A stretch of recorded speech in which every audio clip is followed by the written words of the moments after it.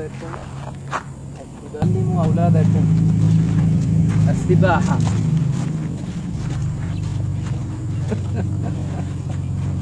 والرماية وركوب الخيل।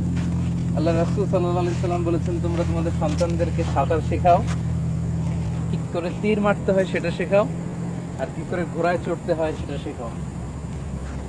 এই ঘোড়ায় চড়ে আমাদের পূর্বপুরুষরা, সাহাবারা, তাবেঈনরা এবং মুজাহিদিন সাহাবারা এই ঘোড়ায় চড়ে যুদ্ধ করেছেন। যদিও সময়ের বিবর্তনে, কালের আবর্তনে এখন আমরা গাড়িতে চড়ি, কিন্তু আমরা বিশ্বাস করি ইমাম মাহদী এবং ঈসা আলাইহিস সালাম যখন এই পৃথিবীতে ফিরে আসবেন, আমরা আবার ঘোড়া দিয়ে যুদ্ধে অংশগ্রহণ করবো ইনশাআল্লাহ।